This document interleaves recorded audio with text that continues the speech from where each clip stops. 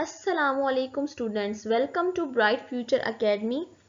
आज के इस लेक्चर में हम CS 507 लेक्चर नंबर 25 कवर करने लगे हैं, जो आपके फाइनल टर्म एग्जाम्स के लिए बहुत ज़्यादा इम्पोर्टेंट है। हम इस लेक्चर को बिल्कुल शॉर्ट और कॉन्सेप्चुअल रखेंगे ताकि आपका टाइम भी सेव हो और सारे इम्पोर्टेंट रूल्स और डेफिनेशंस आपको अच्छी तरह याद हो जाएं। ख़ास तौर पर वो पॉइंट्स जो आपके MCQs और शॉर्ट लॉन्ग क्वेश्चंस में लाजमी आते हैं। चलिए बगैर वक्त ज़ाया किए अपने मेन टॉपिक की तरफ चलते हैं। अब आते हैं स्लाइड 2 पर, जहां हम DFT रूल्स और स्टैंडर्डाइजेशन को डिटेल में देखेंगे। Essential rules: always label all data flows and processes, हमेशा ऑल डाटा फ्लोज और प्रोसेसेस को लेबल करें। And DFTs must represent a logical flow of information, और DFT हमेशा एक logical flow represent करे। अब देखते हैं सबसे अहम कॉन्सेप्ट यानी process necessity. Data cannot move directly from an entity to a data store. याद रखें, डाटा कभी भी डायरेक्टली एंटिटी से डाटा स्टोर तक मूव नहीं कर सकता। A process is mandatory to transform or manage the data in between. These ensures data integrity and accountability within the system design. दोनों के दरमियान एक प्रोसेस मैंडेटरी होता है जो डाटा को ट्रांसफॉर्म या मैनेज करे ताकि सिस्टम डिज़ाइन में डाटा इंटीग्रिटी और अकाउंटेबिलिटी मेंटेन रहे। की वायोलेशंस एग्जाम फोकस। और अब आते हैं पेपर के सबसे फेवरेट पार्ट पर यानी की violations. Black hole. Black hole जहां प्रोसेस के पास इनपुट्स तो हों लेकिन कोई आउटपुट ना निकले। मायरेकल, जहां प्रोसेस का आउटपुट बन जाए लेकिन उसको कोई इनपुट ना मिला हो। ग्रे होल, जहां आउटपुट इतना ज़्यादा हो कि अवेलेबल इनपुट्स उसको प्रोवाइड ही ना कर सकें। ये सारी टर्म्स MCQs और शॉर्ट क्वेश्चन के लिए एक्सट्रीमली इम्पोर्टेंट हैं। अब आते हैं स्लाइड 3 पर, जो कि डेटाबेस डिज़ाइन का सबसे अहम हिस्सा है, entity relationship diagram. Core definition: an ERD is a graphical notation used to represent conceptual data models mapping real-world enterprise interactions onto a formal logical database structure. ERD एक graphical notation है जो real world enterprise interactions को conceptual data model और formal logical database structure में map करती है। Essential components की बात करें तो इसमें एंटिटीज होती हैं जैसे एम्प्लॉय, डिपार्टमेंट, प्रोजेक्ट। रिलेशनशिप्स होते हैं जैसे employ works on a project. Logical mapping होती है जिसमें कॉमन फील्ड्स या कीज जैसे यूज़र आईडी के ज़रिए टेबल्स को लिंक किया जाता है। Key purpose exam focus. ये क्वेश्चन अक्सर आता है कि ERD का मेन पर्पस क्या है, तो याद रखें इंटरप्राइज स्कीमा स्पेसिफाई करने के काम आता है जो इम्प्लीमेंटेशन से पहले डेटाबेस की ओवरऑल लॉजिकल स्ट्रक्चर को डिफाइन करता है। Entity, attribute and value sets. अब हम एंटिटी, एट्रीब्यूट और वैल्यू सेट्स के कोर कॉन्सेप्ट्स को समझेंगे। Entity versus entity set. Entity एक डिस्टिंग्विशेबल ऑब्जेक्ट को एंटिटी कहते हैं, जैसे एक स्पेसिफिक स्टूडेंट।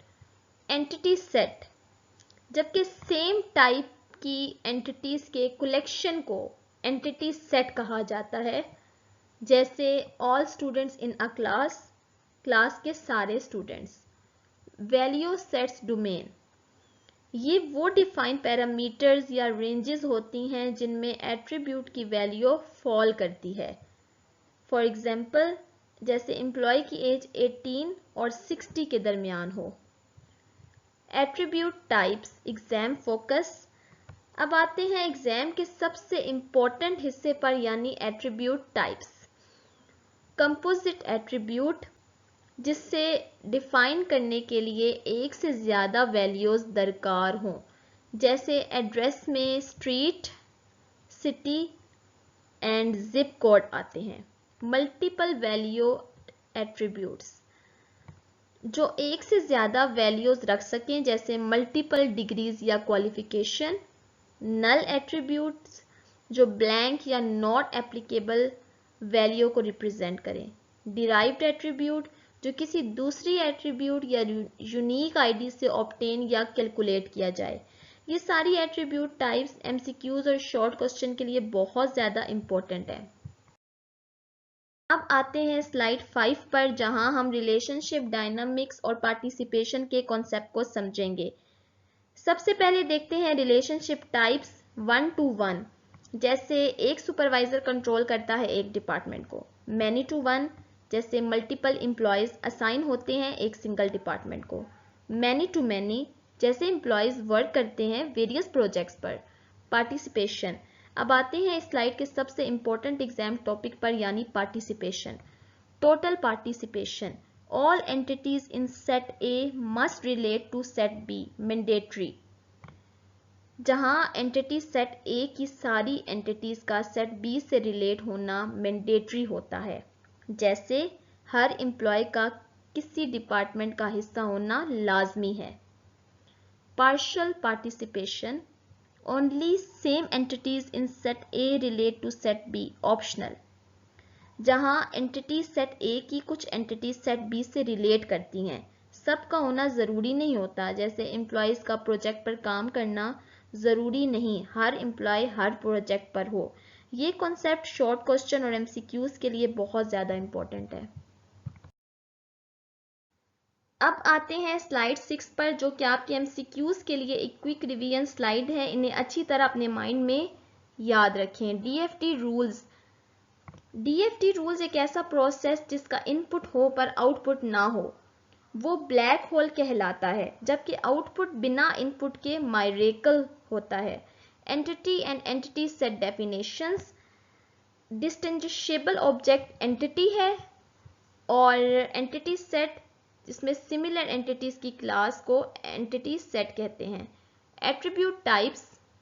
कंपोजिट एट्रीब्यूट जिन्हें डिफाइन करने के लिए एक से ज़्यादा वैल्यूज चाहिए हों वो कंपोजिट हैं, और जो मल्टीपल वैल्यूज रखें वो मल्टीपल वैल्यूड हैं, और जो यूनिक एट्रीब्यूट से कैलकुलेट हों वो डिराइव्ड एट्रीब्यूट्स हैं।